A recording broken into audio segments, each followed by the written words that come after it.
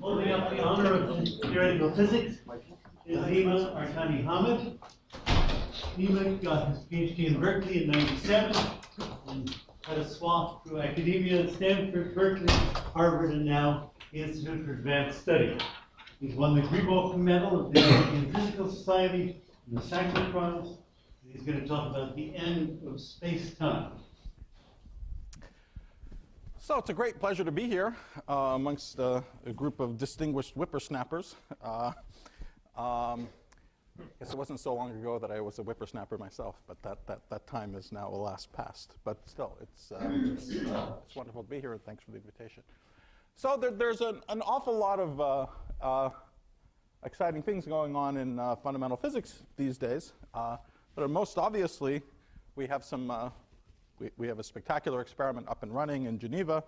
I think you've heard something about it in some of the talks earlier today. But that's not what I want to talk about today. I want to talk about a set of questions that are a little more conceptual in nature, and which I suspect, and many people suspect, are going to be the sort of central driving questions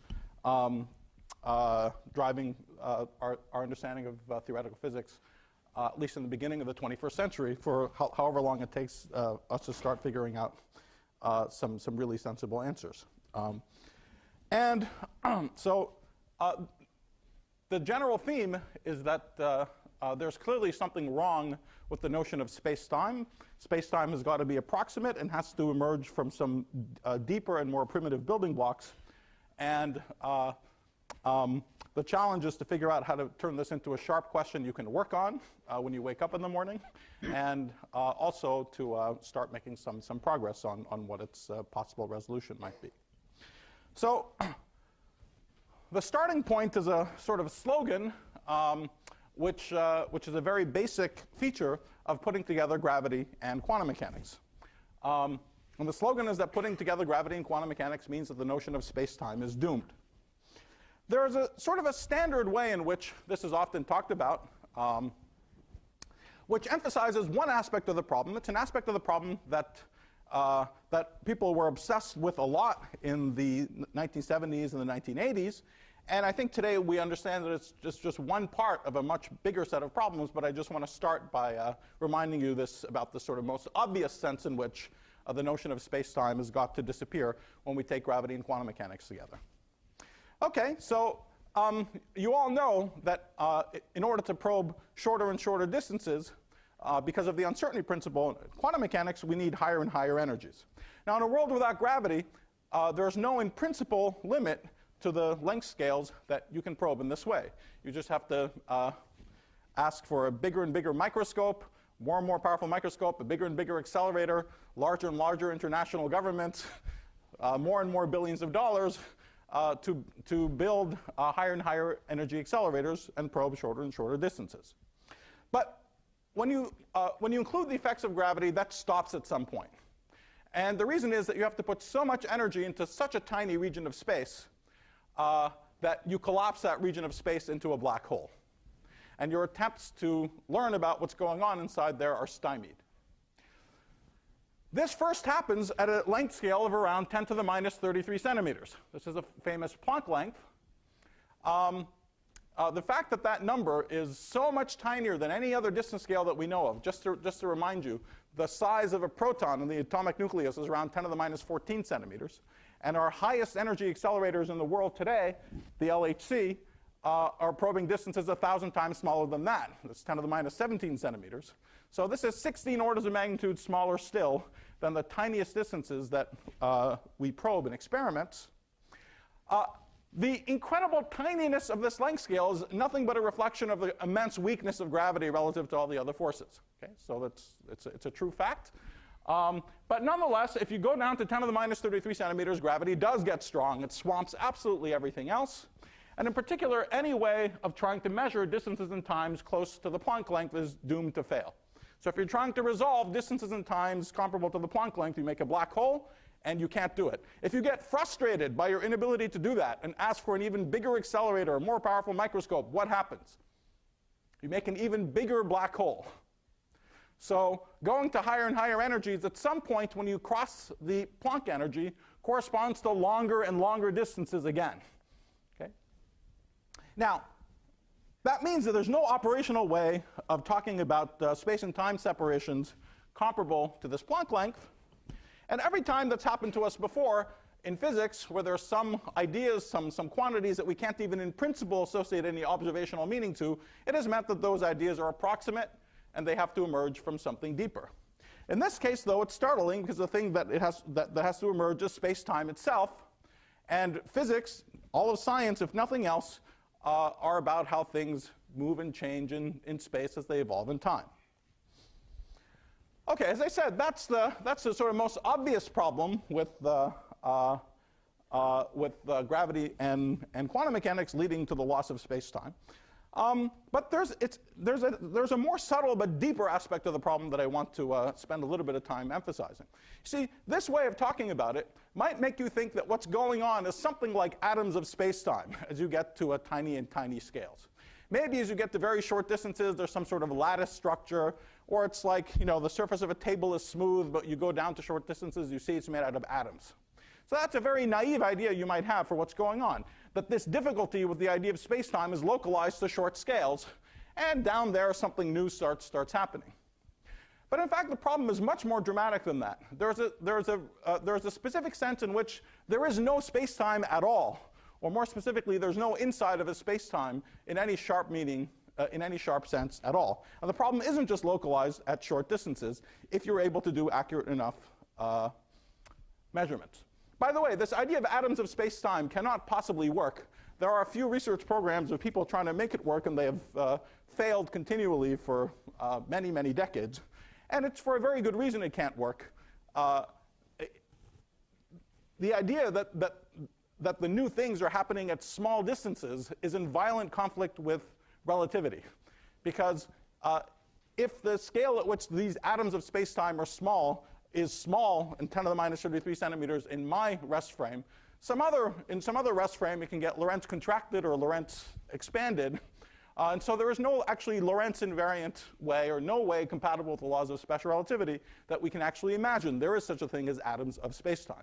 And yet relativity is something that's been tested astonishingly well to incredible accuracy, those stupid neutrinos notwithstanding. Okay?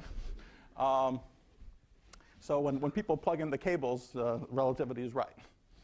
Okay, so there's actually something deeper than this problem at short distances. And it actually has to do with what we're allowed to talk about in a quantum mechanical world. So because the world is quantum mechanical, that was a big blow to classical physicists 100 years ago. 100 years ago, you could have the ambition to determine everything in the future, you know, Laplace's dream that give me the positions and velocities of all the particles and I can predict the future. Quantum mechanics told us that completely changed what physics was about. We couldn't do that anymore. We completely changed the underlying sort of kinematic structure, and instead we can talk about probabilities. Now, when we teach this to undergraduates, we tell them not to freak out. We pat them on the head and say everything's going to be okay, because you can still predict probabilities precisely. Okay? But these observables, the actual sharp numbers that we can extract from experiments, in order to get really perfectly sharp numbers, and I want to stress that we're interested in what might even in principle be perfectly measured, because those things that might be perfectly measured to as many decimal places as you want are candidates for what might be the output of a putative theory that's going to compute them. So it's really worthwhile thinking about the quantities that can be even in principle measured to infinite accuracy. Okay? Well, in order to do that, because of quantum mechanics, we need two infinities. One of them is that we have to do the experiment infinitely often. The same experiment infinitely often. That's clear because the theory is statistical in nature. That we stress and we teach to undergraduates all the time. But there's a second infinity that we don't stress as much, at least in undergraduate presentations of quantum mechanics, and that's that we have to do the experiment with an infinitely large apparatus. Precise observables in quantum mechanics force you to drag around this infinitely large classical apparatus with you everywhere you go. Okay? Now, the first infinity we stress a lot because the size of the error that you make if you don't attain that infinity is a power law in n. It goes like 1 over square root of n. So if you do the experiment n times, there's a statistical error that goes like 1 over square root of n. If you do the experiment with a finite size apparatus made out of n things, the size of the error goes like e to the minus n. So it's much, much less important, practically speaking. Okay? And yet, it's actually there. So I cannot do an experiment, let's say to measure the g minus 2 of the electron. I can't make that measurement in this room. I can't make that measurement to an accuracy better than e to the 10 to the 30 decimal places. Okay? Let's say I try to do it to the e to the 10 to the 40th decimal place. So there I go. I do the experiment over and over again. You know, people keep bringing stuff into the room, food, water. You know, I just keep doing it again and again. That's great. So I've done it roughly e to the 10 to the 30 times. I've written down the e to the 10 to the 30th decimal place. But at around that point, I myself can undergo a quantum mechanical fluctuation. I could turn into a cloud of dust. That would obstruct writing down the next decimal place. Okay? I could have a brane fluctuation. And even though it says 7, I can write down 2 for the next decimal place. That's one of the milder things that can happen. Okay? But it just shows you that, that no finite size measuring apparatus can get things to arbitrary accuracy. So we need both of these infinities if we want perfect accuracy. Again, in a world without gravity, this is no problem. But gravity changes it because everything gravitates. Okay? And so if I'm trying to do an experiment in a fixed size room, this room, I can do the experiment infinitely often if I want, but the second infinity is obstructed because as I try to make the measuring apparatus bigger and bigger, in other words, have more and more degrees of freedom made out of more and more parts, it inevitably becomes heavier and heavier. And before I can make it infinitely big, it becomes so heavy that it collapses the whole room into a black hole. And then I die in a finite time, so that stops me from doing the experiment infinitely often. Okay? So this means that there are no precise local observables. Whenever I tell this to my experimental colleagues, they say, so what the heck am I doing in my lab all day? Okay? And the answer is, knock yourself out. You're doing awesome stuff. God bless you. But you're doing something which, not even in principle, is there any experiment you could design that would reduce the systematic error on what you're calculating to 0? Okay? So it's not a fundamental, precise observable of the world. You might not care. The size of the error is e to the negative 10 to the 30 or some massive, gigantic number like that. You may not care. Just like a baseball player doesn't care that you don't know about position and momentum at the same time. It's very important for them to know the position and momentum of a baseball at the same time to make a living. Okay? But it's conceptually massively important that the word isn't position and momentum, it's position or momentum. Okay? And that's a huge change to our picture of what the world is like. And so it is here. Okay? There's no such thing as precise local observables. So what kind of observables can we have? By the way, so and I want to stress that this is just a deep fact about quantum mechanics and gravity together. And it really uses all of these aspects of quantum mechanics that you're told not to think about so much and shut up and calculate and so on, which is a perfectly good attitude for everything where the word gravity doesn't show up. Okay? But if the word gravity shows up, these things that the quantum mechanical predictions only make sense with infinitely large apparatuses and so on, they really matter. And the fact that everything gravitates obstructs fundamentally the ability to talk about local observables. So what can we talk about? Not much, but there are still some things that we can talk about. The things that we can talk about are observables that don't live inside a space-time but live at infinity. So what I can do is step out to the boundary of a space-time at infinity. There I can make my apparatuses infinitely big. I can shoot particles in to the middle of the space-time. They can hit each other. They can come back out. And I can measure the stuff that came out as a function of the stuff that went in. Okay? These experiments I can do infinitely often with an infinitely big apparatus, or take a limit in which I do it. And so these quantities, these scattering amplitudes, scattering particles in and having them go out, are some precise observables that we can talk about. Now, this basic ideology was understood by people who had thought deeply about quantum mechanics and gravity already in the 1960s. People like Bryce DeWitt and Roger Penrose understood this point very, very well. It took a long time to see that this ideology had some real teeth, okay, and has some very and has some remarkable consequences. But maybe the most important consequence that's been discovered in the last 15 years, which is a sort of a complete instantiation of this ideology, if you like, is the realization that, in fact, theories of quantum mechanics and gravity in d+1 dimensions that live in particular kinds of spacetimes are actually completely in every way equivalent to a good old-fashioned boring theory of particles in d dimensions. So this, of course, I'm sure many of you have heard of this famous correspondence.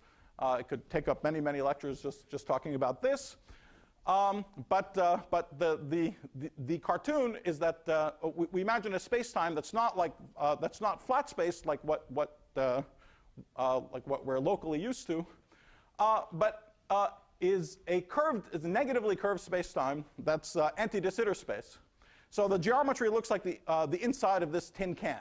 Okay, so imagine there's a tin can, but the space inside is the space-time inside is negatively curved. Now you can go out towards the boundaries of this tin can and you can ping things. You can hit things on the outside, and excitations will go into the space, they'll interact with each other, come back out. And what you can do is at infinity measure these correlations between what happens when you ping things in versus what you get out. Okay? So there's a whole world of correlation functions that are in principle observable at infinity. That much is part of the basic ideology. What is new is the realization that since the observables just live in infinity, there's a theory that just lives on the boundary that calculates them directly without making any reference to the inside of the space-time whatsoever. Okay? And that's the theory that lives on this one lower dimensional boundary. And quite remarkably, this theory has all the properties in some appropriate semi-classical limit that make it look as if it's giving you the answers with waves propagating inside, banging into each other, and coming back out. Okay, so this has had an enormous number of very important consequences. One sociological consequence is that in the 1980s and early 90s, there were different factions in theoretical physics, and they fought with each other. But now there's no factions. There's one big happy family because there's actually one object. Okay? String theory and particle physics are the same thing. Quantum gravity and quantum field theory are the same thing. And everyone was just exploring different aspects of one big animal. It's just that particle physics, when the string theory is weakly coupled, this particle physics description is strongly coupled, and vice versa. Okay, so this is an example of what this idea of emergent space-time can look like. Except, as I like to say, this correspondence is like a gateway drug to the idea of emergent space-time. The reason is it awakens you to it makes it possible, gives you a template for how it might happen, but it doesn't, and so it excites you about the possibility, but it doesn't go all the way. Okay? It doesn't go all the way because the thing which is emerging here are some extra directions of space corresponding to the inside of the tin can. Of course, there's gravity, strings, extra dimensions, all the rest of that stuff is emerging too, just from the dynamics of a good old-fashioned particle theory. But very importantly, the time that flows on the outside of the tin can is the same as the time that flows in the inside of the space. So time is not an emergent idea. And in fact, flows from minus infinity to plus infinity in this picture, as both on the inside and on the outside. It couldn't have been any other way, because this is already an incredibly surprising correspondence. But it's a correspondence between two objects which both have normal physics words associated with them, gravity and so on, field theory and so on. But they're both, in the end, ordinary quantum mechanical systems. They evolve in time. And the remarkable thing is that they're actually equivalent to each other.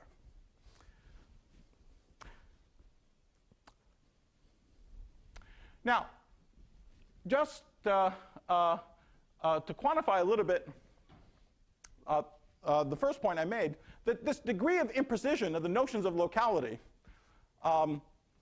this limit to how accurately the experimentalist can measure local observables is of order e to the minus the area of the room where the experiment is performed in units of the Newton constant. And that's roughly e to the minus the entropy of a black hole that would eat up the room in which the experiment is happening.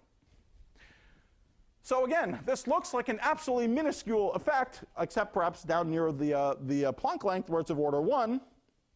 But it's actually possible that even without going to tiny scales, these effects that destroy the notion of a normal local spacetime become important, even at large distances, provided the question involved has an e to the plus s in it somewhere, roughly speaking. Okay? So the effects are minuscule, but if there's an e to the plus s somewhere, it's conceivable that you get completely order 1 different answers than naive expectations.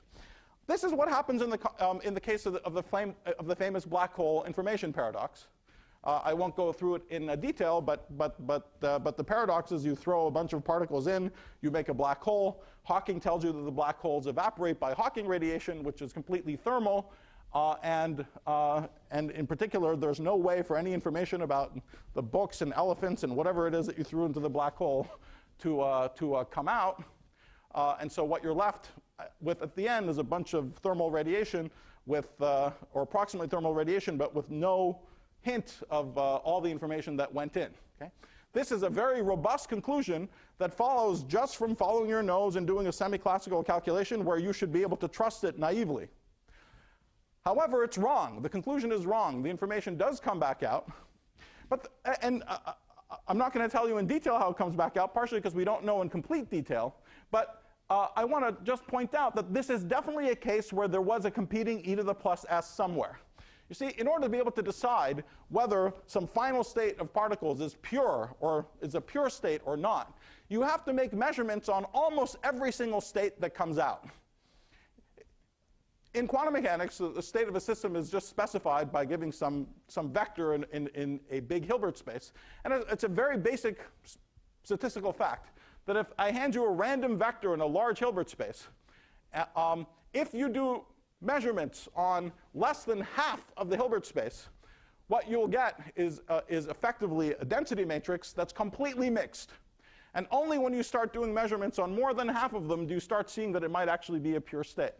So to even set up the question and decide whether the information came out or not, you have to do measurements on every single quantum that comes out from Hawking radiation. It's a very simple exercise to show that order s quanta come out, if s is the entropy of the black hole. So you have to make measurements in a roughly e to the s by e to, in a Hilbert space of dimension roughly e to the s. And there is the competing e to the plus s that at least has a chance to compensate against these minuscule e to the minus s effects. But that then is a situation where the naive long-distance person gets completely the wrong answer, despite the fact that the physics has nothing to do with what's going on near the Planck scale and so on. It is a case where this destruction of the ideas of a local spacetime is of order 1 significance, albeit for a very special question. OK. So if I summarize what I was telling you, we have these two revolutions in the 20th century that kick things off.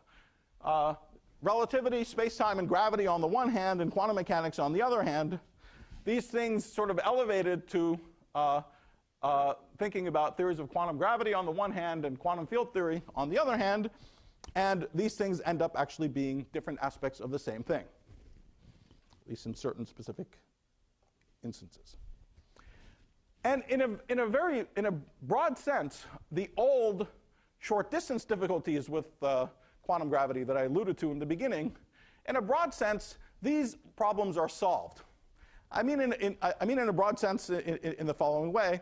Let's say I'm interested in some question of what happens when I scatter particles near Planckian energies and make tiny black holes and all the kinds of questions that we were asking about at the beginning of the talk. Clearly for those questions, it cannot matter if on enormous distances the universe has a tiny negative curvature. Okay?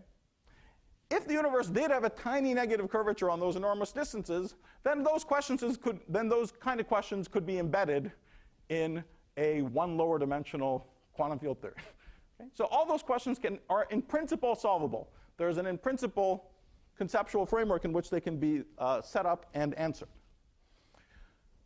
That means that the really big mysteries don't have to do with physics at tiny distances. They're actually cosmological. And that's really, and what I'm showing here is maybe, at least I think, and many people think, represent the very, very hardest problems that we face in theoretical physics these days. The problems are so hard it's not even clear if it's the correct time to be asking them, but we can at least start vaguely trying to articulate them. You see, there's a big difference between our universe and this static tin can. We have a cosmology. Okay? There was probably a Big Bang, and even ignoring the Big Bang, we're in a very interesting cosmology today where the universe is accelerating. That accelerating universe is a massively confusing thing, because it means that if I'm sitting here in the middle of the space-time, there are regions of the universe that we will never, ever see. Okay? Despite the fact that they're naively out there, light from them will never make it to us, because there is space being generated between everything at a uniform rate. The universe is expanding exponentially. And so what we see now in the universe is all we are ever going to see.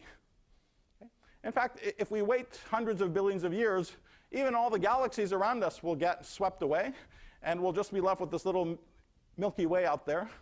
All of the cosmic microwave background radiation will get diluted. And so if you're trying to do cosmology in, I don't know, 1,000 billion years or something like that, it would be very hard to convince your fellow astronomers that there was a Big Bang and all of that stuff. In fact, you would look like you're the center of the universe. You're sitting there in a lonely little galaxy. There's nothing, no hints of where you came from, and so on.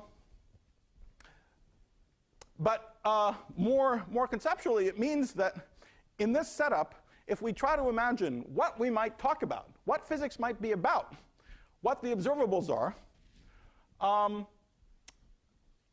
if we apply those criteria that I told you about, that because of quantum mechanics and gravity, we have to do, well, because of quantum mechanics, we've got to do the experiment infinitely often with an infinitely large apparatus, that second infinity now even becomes impossible.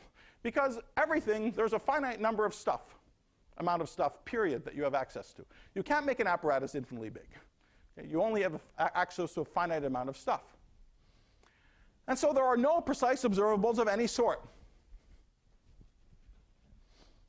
Incidentally, this is another situation where these tiny effects that go like e to the minus s, in this case, the e to the minus s is naturally e to the minus the area of our cosmological horizon. So yes, I'm talking about effects that are of order e to the minus 10 to the 120. Okay? But still, at that incredibly tiny level, there is simply no way to talk, there's no precise observables that we can talk about at all. On the other hand, naively, there is another spot where there is an e to the plus n. The universe is getting bigger and bigger and bigger and bigger from some God's eye perspective. And at some point, the number of e-foldings of the expansion starts becoming comparable to s. And out there, it starts becoming reasonable to wonder if the semi-classical picture of the space-time, at enormous distances now, might be breaking down because of these subtle quantum mechanical effects. But as I said, this is the hardest problem that we have to face, and because it's not even clear what we should be talking about. It's not even clear what the correct question is to ask. It might bother you that the history of the last 100 years of physics has been, really starting with quantum mechanics, that we lose observables. Okay? We went from classical to quantum, massive reduction in the number of observables we could talk about. We went from deterministic to probabilistic. You add gravity, further massive reduction of the number of observables. Okay? All we can talk about lives at the boundary of the space-time. However, this huge reduction in the number of things we're allowed to talk about has had a silver lining, a very important silver lining. This very reduction in the number of observables is related to the great unification between the things that are left. As we went from classical to quantum, it's true we lost determinism, but the correct probabilistic picture of the world made it possible for waves and particles to be the same thing. It's a sort of a flip side. When there are fewer things to talk about, obviously they can't be as independent as they were before. Okay? Similarly, we add gravity, there's vastly fewer things that we could talk about, only things that live out at the boundary, and that makes it possible for field theory and gravity to be the same thing. Okay? So there's always this interesting flip side. But now we're really stuck, because there's nothing apparently to talk about. There are no reasonable observables to talk about, and so it's not obvious what we should be doing. While it's not obvious what we should be doing, it's clear that there's two things that are at least on the table. One of them is that we have to understand what emergent space-time means with the emphasis on time. That's a thing which is very different now compared to this static tin can situation. And we might perhaps even need an extension to quantum mechanics. Notice I'm not saying that a modification of quantum mechanics. I'm not saying that quantum mechanics is wrong. This is a situation not where quantum mechanics is wrong, but where it's simply impotent. It just doesn't allow us to talk about anything. Okay? So it's naturally, so it's not a modification. One might wonder whether there's some extension of quantum mechanics that in some limit where we do have normal, precise quantum mechanical observables reduces to quantum mechanics, but might be something else. Okay? At least these are natural questions to think about when confronted with this very deep, deep mystery about the accelerating universe. All right, so I'm going to spend, now the concrete things I'm going to tell you about in the second half of the talk really show in some, I think are beginning to show how this and that might actually be emergent in a very concrete way, albeit in a toy example. So of course, you know, as I said in the beginning of the talk, these are very, very important problems. It's wonderful that we know these big important problems exist. You go to the summary talk of any conference with some grand poobah getting up there talking, they'll say something about emergent space-time.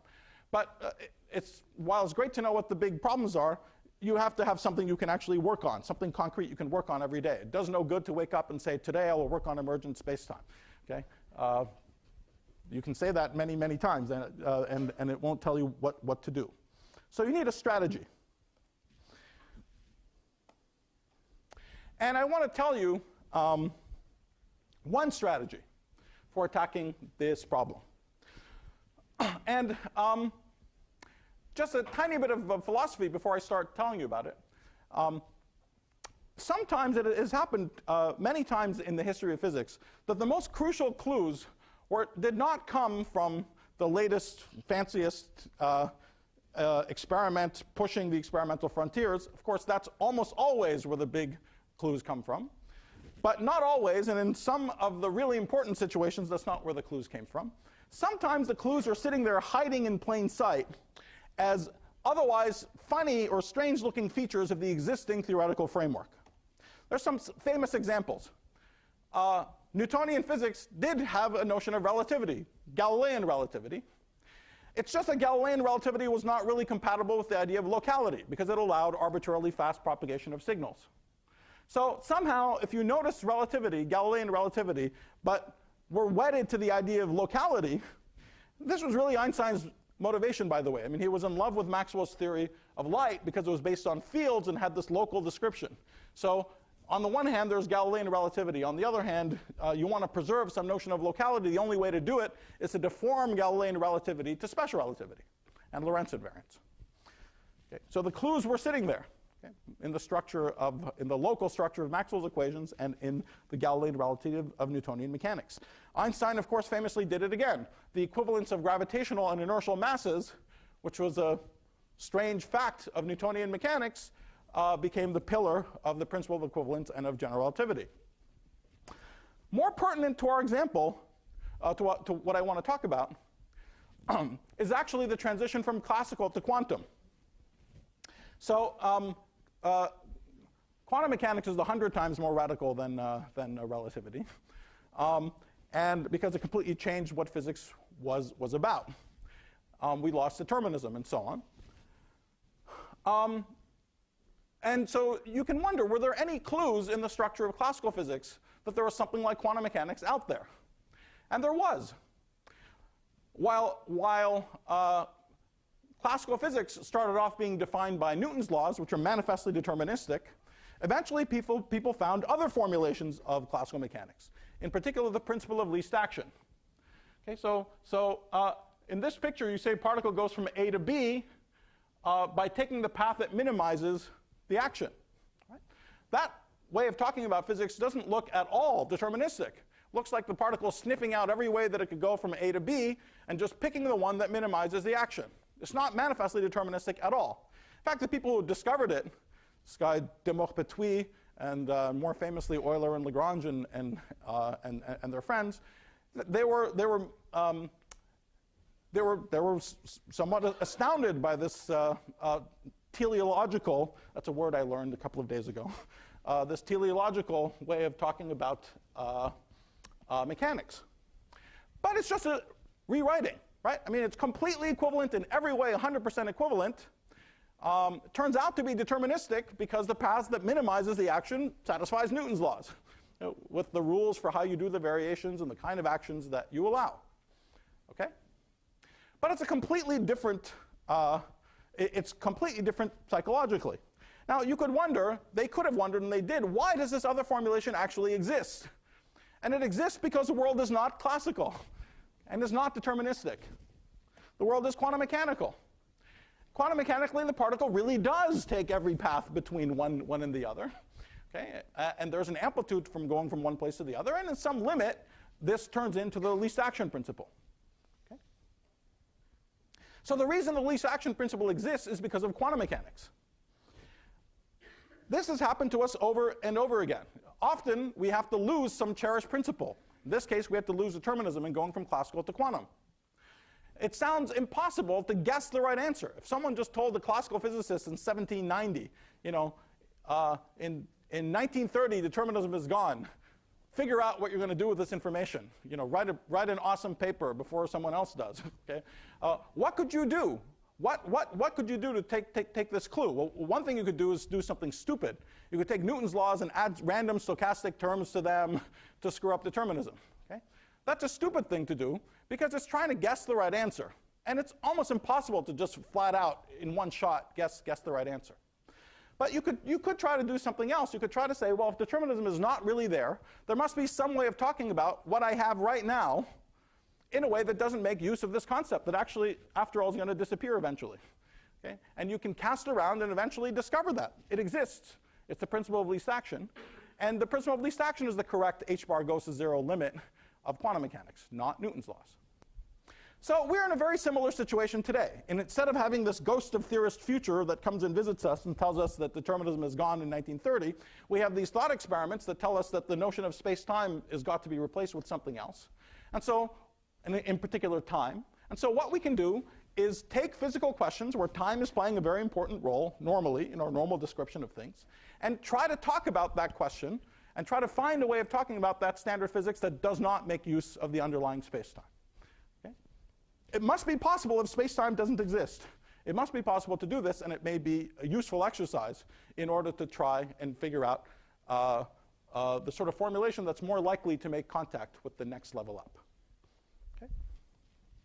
Okay, so that's so in fact this is the kind of the broad theme here that I'm only going to tell you a little bit about from one aspect of thinking about quantum field theory, but the sort of broad theme is that we're in an amazingly data-rich era now in theoretical physics. Of course, most famously from experiments, most famously and most importantly from the actual experiments. But there's another sense in which it's a very data-rich era. We're flooded with theoretical data about the actual structure of quantum field theory. People are doing lots of non-trivial calculations of observables in quantum field theories. And these calculations have remarkable, marvelous hidden properties. And you can try to understand those properties. You can try to come up with theories for those properties. You could try to find reformulations of physics that make those properties manifest. And hope that that's telling us something about a new way of doing physics that doesn't make such heavy use of these ideas of locality and even the ideas of unitarity of quantum mechanics. All right. So let me now tell you a little bit about one particular class of ideas along these lines. And I'll start by descending from these ridiculously lofty heights and all this blah, blah, to something very concrete. So, so this is a picture of the LHC. Of course, you don't see this red ring from outside Geneva, but anyway, down there, this is 27-kilometer ring, most important experiment in our subject in 30 years, et cetera, et cetera. Okay? Now, the excitement of this machine is supposed to be that after verifying things like the Higgs and so on, we will hopefully see new physics, and discover new physics.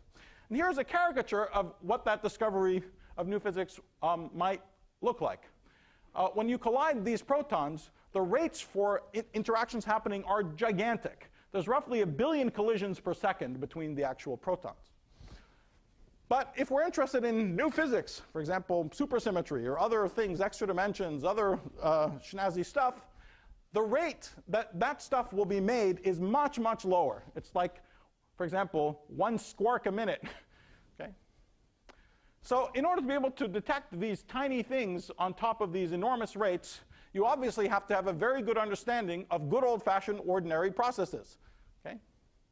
So you can subtract them and look for the needle in the haystack for what's left over. Okay. Now, most the proton is a strongly interacting particle. We're actually interested in the sort of head-on collisions between the point-like constituents of the proton, which are quarks and gluons that hold them together in the proton. So here's a nice example of a process you have to understand very well. 2 gluons inside the protons scatter and produce 4 gluons out. Okay? That's something that, depending on how you count, happens hundreds of thousands of times a second, and is a huge background to discovering supersymmetry and other things. So you really have to learn how to calculate that process well. Now, this is boring physics, right? This is just good old-fashioned standard quantum field theory, and some guy called Feynman told us how to do these calculations already 60 years ago. So you open up your favorite quantum field theory textbook, you copy out the Feynman rules, and you start calculating them in the lowest order of approximation. Well, we first start drawing the diagrams. Even in the lowest order of approximation, we draw these so-called tree diagrams. Already there's 220 diagrams and hundreds of thousands of terms. Okay? Here's a snapshot of what that calculation looks like. Okay? So if you just do the 2 even to 3, never mind 2 to 4, this is just the 2 to 3 gluon scattering amplitudes. You open up your favorite quantum field theory book. If maybe it's Peskin and Schroeder, you just copy things down term by term, and it looks like this. Okay? It's this plus 24 more pages like that. If you want to do the 2 to 4 process, it's like 80 pages. Okay? Well, that's life. Feynman, by the way, got famous for doing 2 to 2 calculations. Okay? 2 to 2 calculations you can assign to graduate students, some of them. Okay? But already 2 to 3 is nightmarishly complicated. Feynman was not a modest person. And I suspect that he actually had tried to do this calculation. And I say that because he wasn't modest, but he would go out of his way to say that his thing, which is how we refer to his diagrams, were only good for a small number of external particles. I suspect he loved calculating things. I suspect he tried to do this calculation and noticed that this is what he got. This horrible nightmare is what he actually got. OK, now you might think the answer is complicated because it's complicated. Right? It looks complicated. These 2 gluons come in, they hit each other, they go there, they hit something else, it comes out in some complicated way. It happened in lots of different ways. So of course the answer is complicated. The process is complicated, tough. That's what Feynman's pictures give us. They give us a sort of local space-time picture for what's actually going on, and that would make you think that it is complicated. Pictures are complicated because it is complicated. Nonetheless, some poor people had to actually sit down and do these calculations. Someone had to do it. Right? It's glad it wasn't me. Someone has got to do it, these grungy, difficult calculations just to extract the exciting new physics from experiments like the LHC. But physics has a wonderful way of rewarding morally good deeds. Okay? Because the people who actually had to do the job of doing this calculation, for the grungy reasons they did, found an incredible surprise. Already in the 1980s, These pluses and minuses refer to the fact that we're treating here gluons as massless particles. And they have helicity. They have a spin. So they can spin in their direction of motion or opposite to their direction of motion. That's plus or minus 1.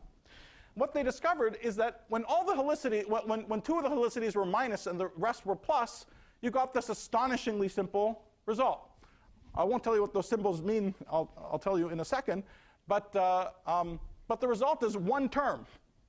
These 80 pages collapse to a single term. Now, back then, people didn't think of this as a tip of a huge iceberg. Some people did, but most people didn't. Most people thought it was a very, very, very special accident. It was an amazing result, but a very special accident. And part of the reason they thought that is when you tried to do the more generic helicity configurations, it looked terribly complicated again. Okay? But we now know it is a tip of an enormous iceberg. Okay?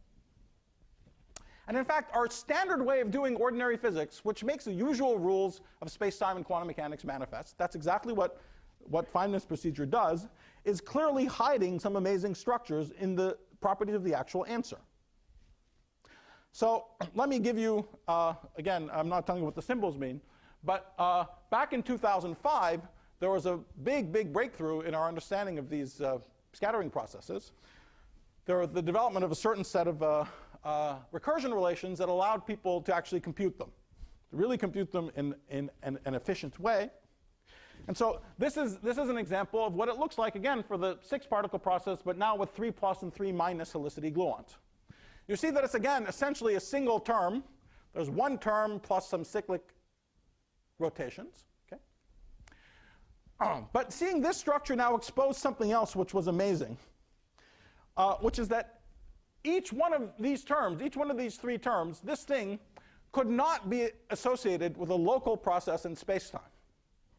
You can decide whether or not some term in the amplitude has a local space-time interpretation or not by seeing what kind of poles it has. I won't go into the reason, but there's a very simple prescription that encodes in momentum space the fact that interactions take place at a point and propagate a long distance and come out the other side. Okay, there's a certain structure of the poles of the answer. And this answer has some poles that correspond to local things and some poles that do not. Okay? So you see, you get a shockingly simple answer, but where you're hiding locality. Okay? Somehow you make the space-time interpretation less important, but you see some amazing structure and simplicity in the answer. Actually, so since this realization, there's been a steady stream of new things that are being discovered about the structure of scattering amplitudes. The sort of next milestone is that people discovered that these amplitudes had certain symmetries, completely hidden symmetries, infinite dimensional hidden symmetries. When you talk about theories of massless particles, like we're talking about, there's an obvious symmetry, which is that you can rescale all the energies and momenta by a common amount, just this rescaling symmetry, because there's no masses or anything else to set a scale. So that's a dilation or rescaling symmetry. But it turns out that in theories that are also relativistic, it's not a theorem, but it's almost a theorem. It's about to be a theorem, actually. Is that if you have the scale invariance, you also have something more. You have a full conformal invariance. And conformal invariance is much more exciting than just scale invariance. The juice of conformal symmetry are the inversions. It's a symmetry under taking a point x in space-time and inverting it, taking the x over x squared. Okay? So that's an obvious symmetry of ordinary amplitudes for particles that are massless. The remarkable discovery was that there was another hidden symmetry. So if we take the momenta of the particles, 1, 2, 3, up to n, the conservation of momentum is simply the statement that all these momenta add up to 0. Okay? Then I can draw the momentum p1 on a piece of paper, p2, p3, p4, p5, p6. And if I just draw them on a 4-dimensional piece of paper, I get a polygon which is closed. That's what momentum conservation is.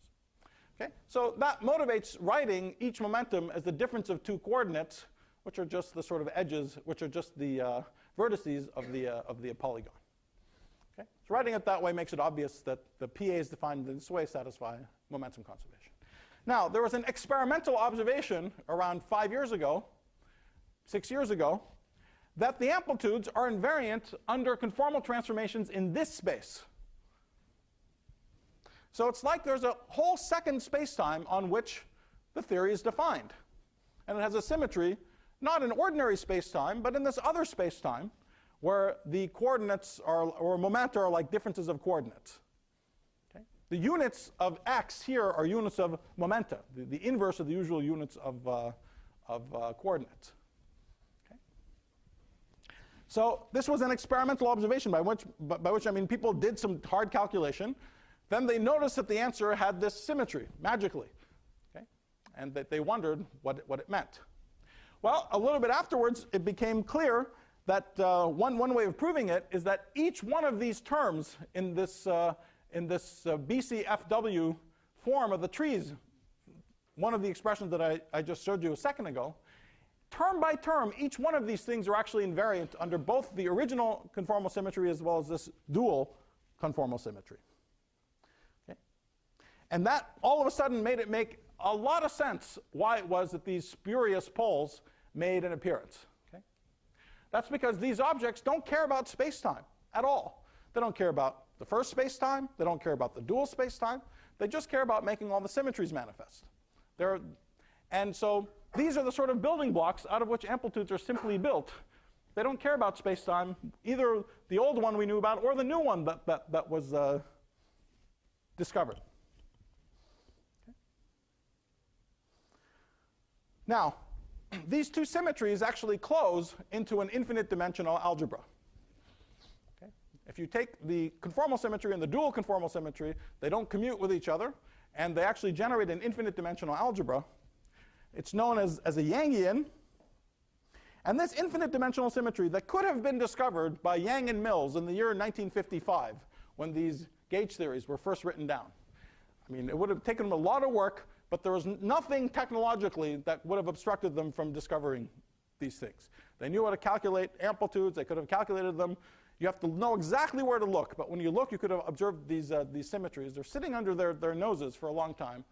But anyway, they didn't. It wasn't seen until 2006, 2007. It's completely invisible when you write down the Lagrangian.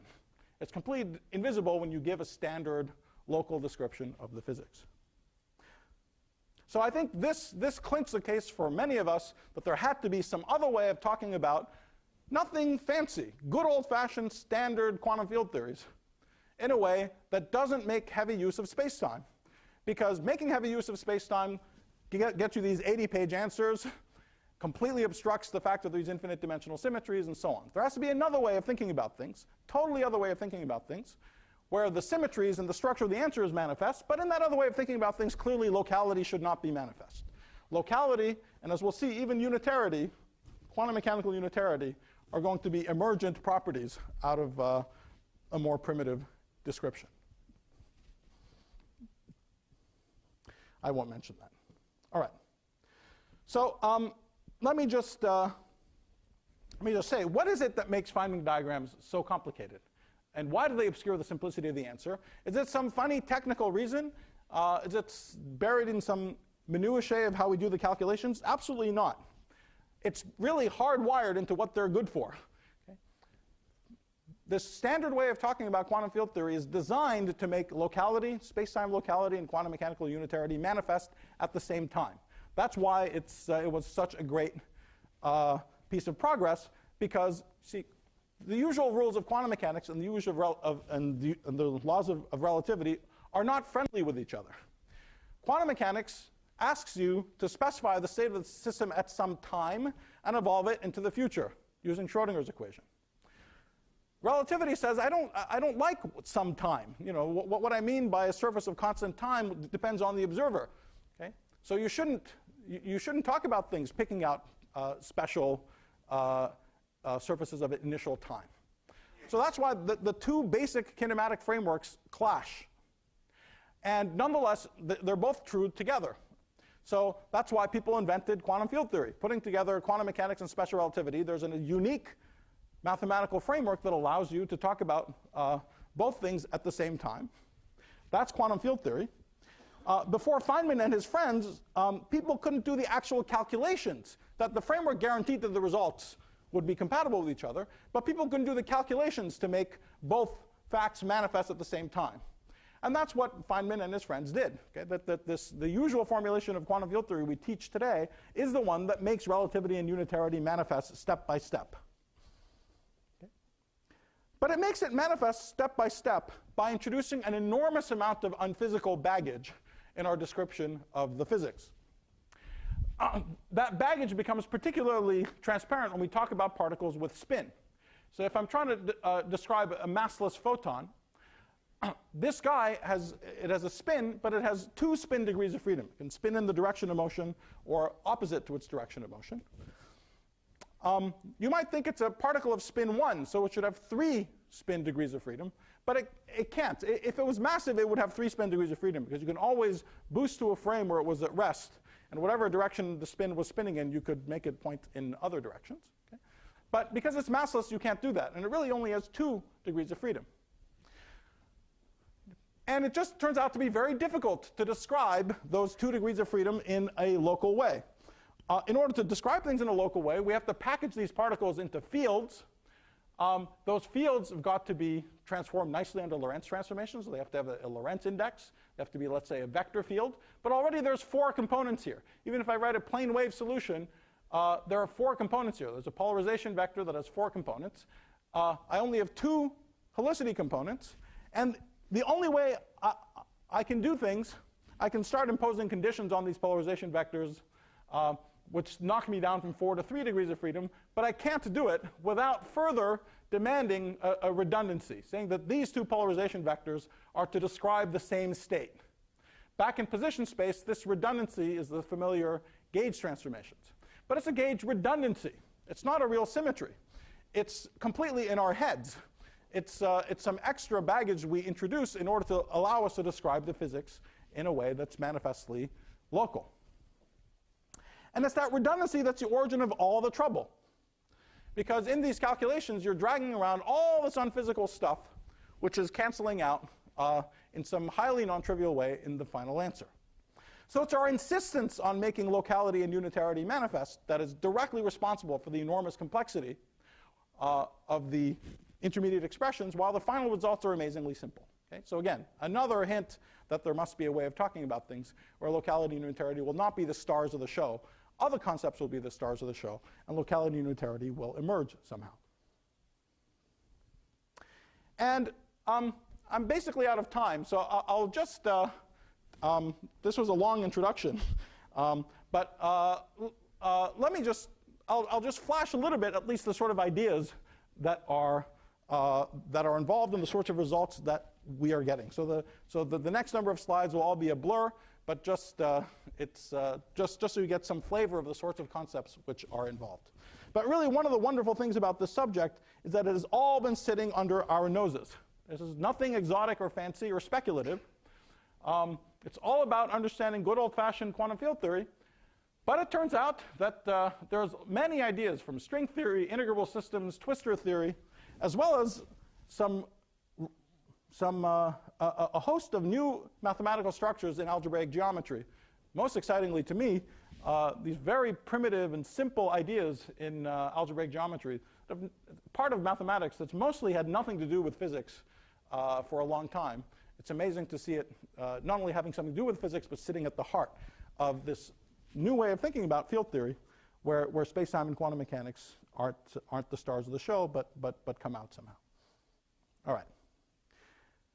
So let me, as I promised, I'm just going to give you just a flavor of the kinds of ideas which are involved in this formulation. Okay, and then so I'll be another 10 minutes. Is that okay? All right, great.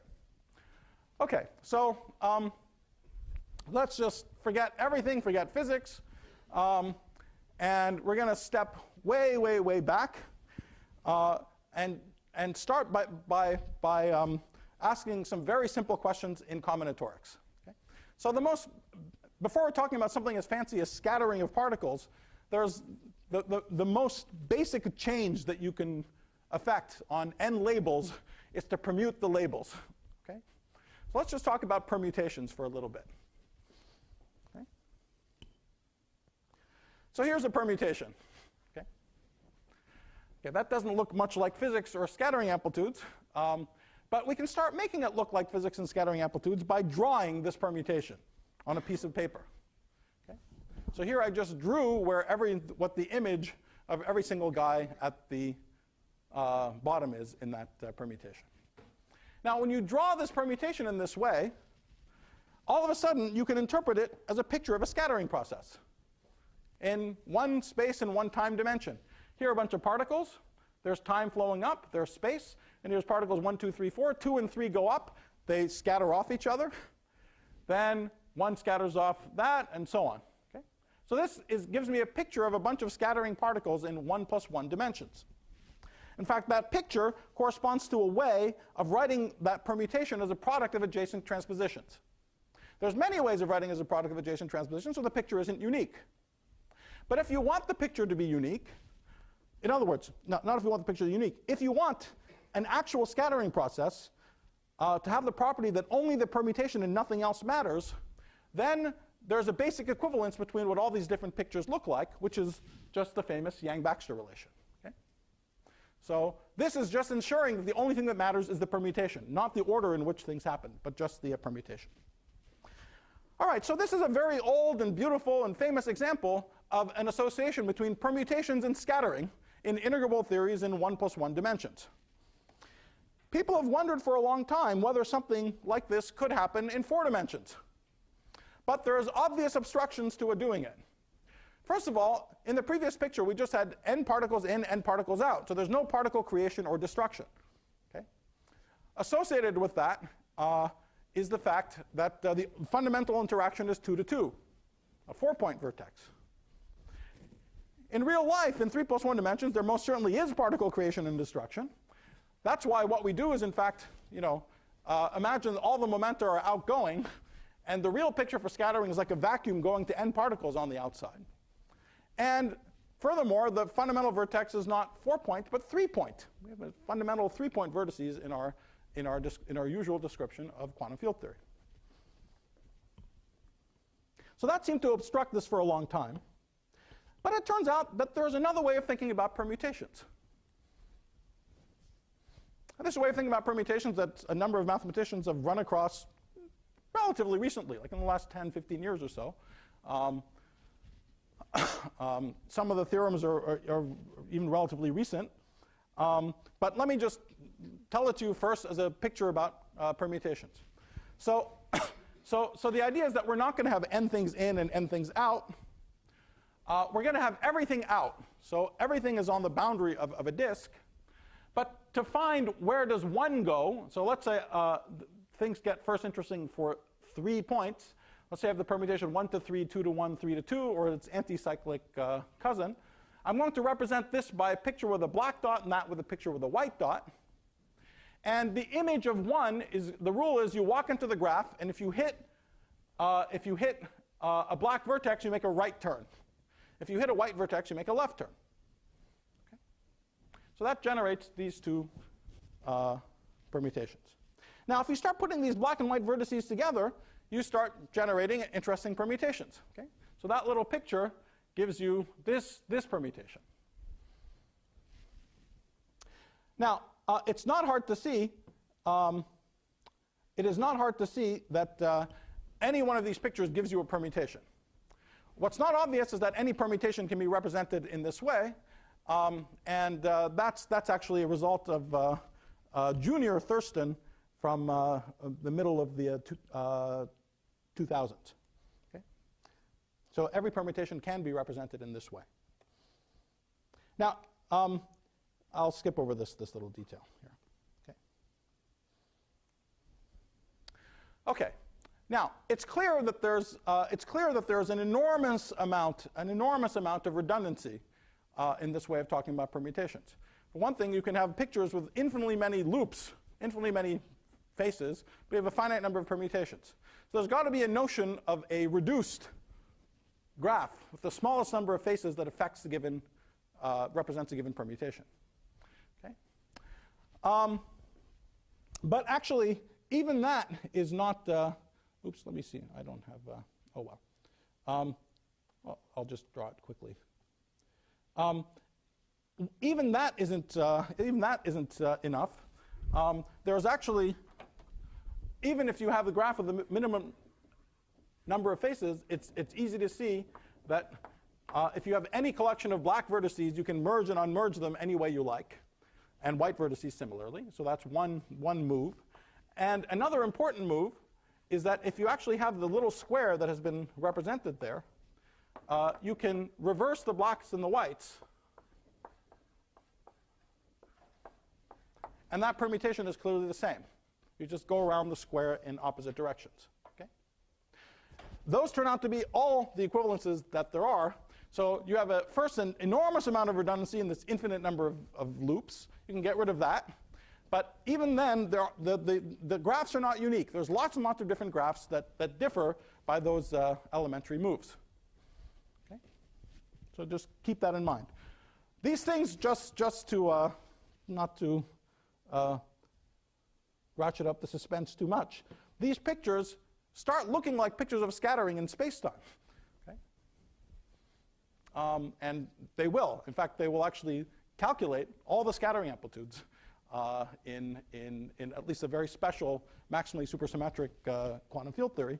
And every one of these basic combinatorial things has an interpretation. Okay? Every single thing about the permutations has an interpretation. For example, all this extra redundancy in representing a permutation is translated to the so-called loop corrections to the scattering amplitudes. The effects of quantum mechanics are all these irrelevant variables that aren't changing the permutation. Okay? And anyway, so there's a big dictionary that I won't have time to talk about, obviously. But anyway, but let me just say one other thing that I can do very, very quickly, which is quite beautiful, is that this old picture of permutations that was associated with scattering is actually contained in this new picture. Okay? I can take the Yang-Baxter picture. Everywhere I have a little 2-to-2 vertex here, I can turn it into one of our new pictures by blowing it up like that. Or I could blow it up into a square, but let's just blow it up like that. So if I do that, this turns into that. Now, Yang-Baxter is not a local move on the graph. It's sort of a big thing. You move this whole line over, right? But the amazing thing is in this representation, it's a consequence of the local moves that we've just talked about. Okay, so if you take this, you can merge those blacks. You can do the square move on that middle square, remerge them on the other side, and that's Yang-Baxter. Okay? So this new picture contains the old picture.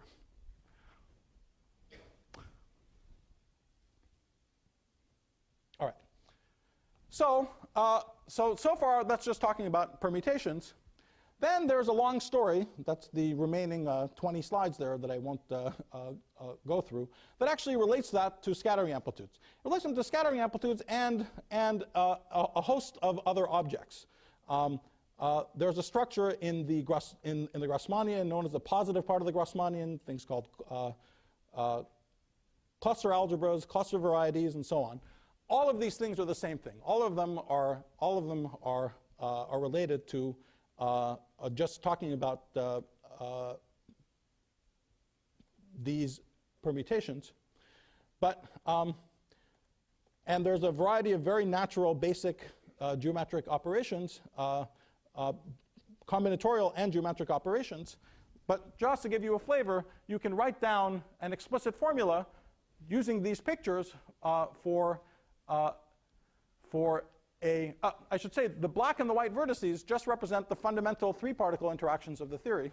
But because we have gluons, the fundamental interactions have gluons of 2 plus and 1 minus helicity, or 2 minus and 1 plus helicity.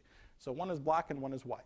Okay, so those are the fundamental interactions. You glue them all together, and you get to write down an explicit recursive formula for the scattering amplitudes, not just at the lowest order of approximation, but to define the entire theory. And it's a concrete formula. You don't draw diagrams. It's just a concrete recursion relation. It's 3 lines of code in Mathematica. You press return, and you get the answer. Instead of summing hundreds of thousands of millions of Feynman diagrams, if you want the 27-particle 3-loop amplitude, you just have it. You just get it. Okay? Okay, but that's, again, not the point.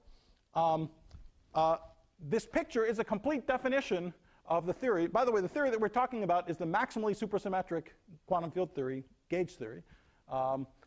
That's the case which is most under control. But in that case, we do have in a particular limit, in the particular limit of an infinite number of colors where you just draw planar diagrams. But in that limit, we get a complete definition of the theory where the words spacetime, Lagrangian, path integral, gauge symmetry, and so on don't make any appearance. Okay. It makes no mention of this picture also makes this infinite dimensional Yangian symmetry completely obvious. I haven't explained it at all, but this picture of permutations is associated with the so-called positive Grassmannian, which is the sort of star of the show, and just the diffeomorphisms that preserve this positive Grassmannian. The most obvious geometric symmetry turns into this infinite dimensional Yangian symmetry. So that this symmetry, which is completely invisible in the Lagrangian, hits you over the head in this way of talking about things. Okay? And it also has teeth. So a couple of years ago, this was a sort of state of the art, not using Feynman diagrams at all. If you're going to calculate these things using Feynman diagrams, there'd be more diagrams than there are atoms in the universe. But using lots of cutting-edge technology for calculating amplitudes that was partially developed, again, for making predictions for the LHC, these so-called simplest two-loop scattering amplitudes in this theory. And they were drawn in this way with like lots of sort of different topologies and funny coefficients in front of them and sort of 9 more pages like this.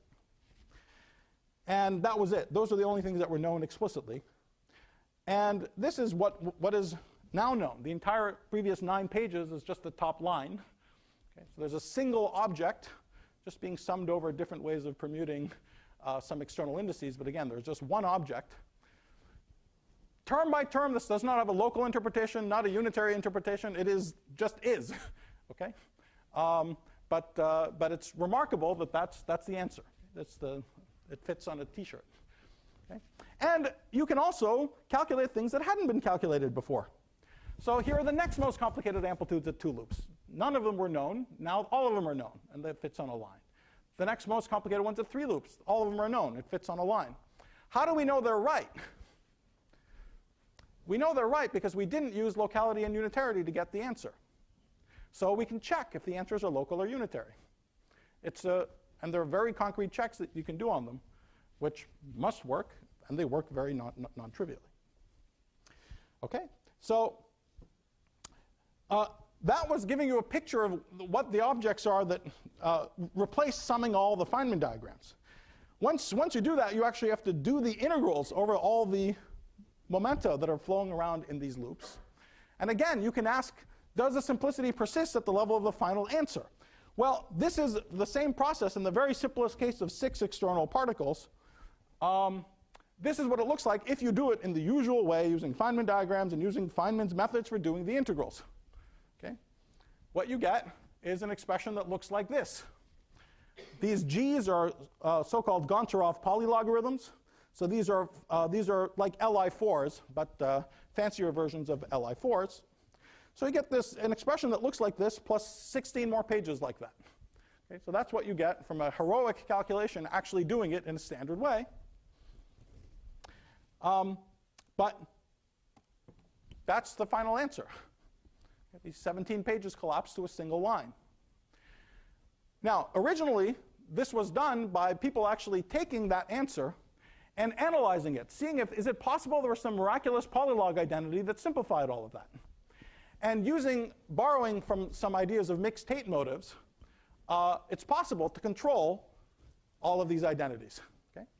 And using that technology in collaboration, some physicists in collaborations with Sasha Goncharov, whose polylogs we were just talking about, realized that the answer could be written in this one term. Okay? So clearly, every way of doing things in the usual way, there's something morally corrupt about it. And there's some astonishing simplicity to the actual things that we're getting at every level, not just at the level of the thing that you integrate. Of course, that's what I showed you at the level of the final answer. So really understanding where this is coming from in great detail is still an outstanding challenge. Okay, and I should say that not these fanciest methods, but actually the earlier methods that generated so much of the data that led to these discoveries are actually being used to compute backgrounds at the LHC. So they have been useful even for that real-world application. All right, so let me finish. I think what we're seeing, and this is by no means the only indication from it, but it's the sort of latest indication, I think quite exciting indication, is that this big sort of tie between quantum field theory and quantum gravity that we saw at the end of the 1990s, I think most people suspected that really these were the two structures, and somehow maybe the quantum field theory was the fundamental thing that defined the theory, was perfectly well defined, and as some miracle, as the couplings became strong, it morphed into quantum gravity. And so the challenge was to try to understand how that happens. But I think it's, at least in my mind, it is increasingly clear, or likely, that the real picture is something like this, that there's some third structure that's neither quantum gravity or string theory or quantum field theory in its fundamentals, but which turns into quantum field theory when the weak coupling is weak and turns into the string theory when the coupling is strong. And the fact that all these structures that I was just telling you about in the last few minutes, all of them are sitting not in a place where the usual way of doing things is just, when the coupling becomes strong, of course, we can't sum diagrams and perturbation theory is useless. So maybe it's not, it's marvelous that all these things happen when the coupling is strong, but at least it's not in certainly not in any contradiction with anything. And the new things are happening where they should happen, where there be monsters, where you don't know what's going on. What's amazing is that even in the home base of where these ideas emerged, understanding ordinary scattering processes when the coupling is weak, there's something missing in the usual way of thinking about things. Not incorrect, certainly. It's a complete definition, but something dramatically missing in the usual way of talking about things. The fact there's something missing at both weak coupling and strong coupling is what motivates this idea that really there's some third thing behind both of them. And what's especially exciting is that this third thing involves ideas from so many wonderful and deep parts of physics. String theory, I didn't have any time to talk about it, but certain kinematical aspects of twistor theory have played a crucial role in the development of these ideas.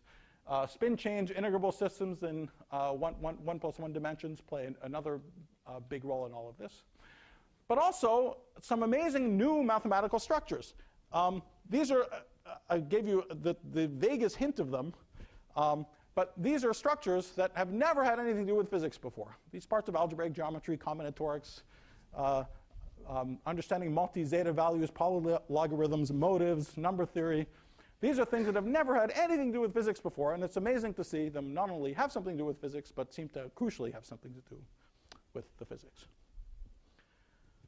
Okay, but we are starting to see quite concretely some more primitive notions from which locality unitarity emerge, and that is allowing us to see the physics a little more invariantly without all these gauge redundancies and other artifacts obstructing our view to what's going on.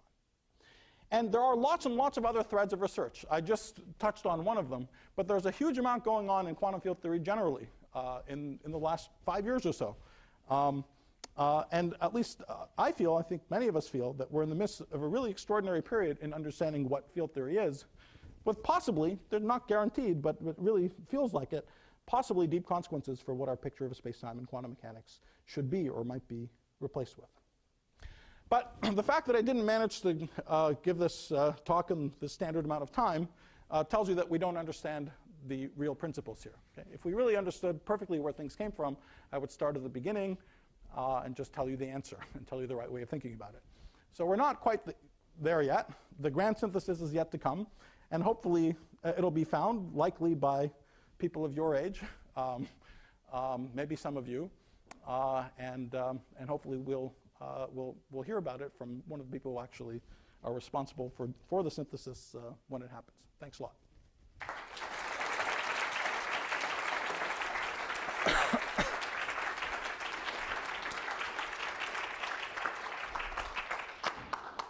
Thank you very much. I thought when we were building this program that what I hoped for was that each speaker would convince the audience that they really ought to be working in that subject, and that's where the exciting thing was going to happen. And I see not only that, but it's happening in our subjects too. So this was a lovely talk. I think we should probably head for the buses now, but Arkani-Hamed will be around tomorrow at the physics meeting, and I'm sure we'll all get a chance to talk to him. Thank you very much.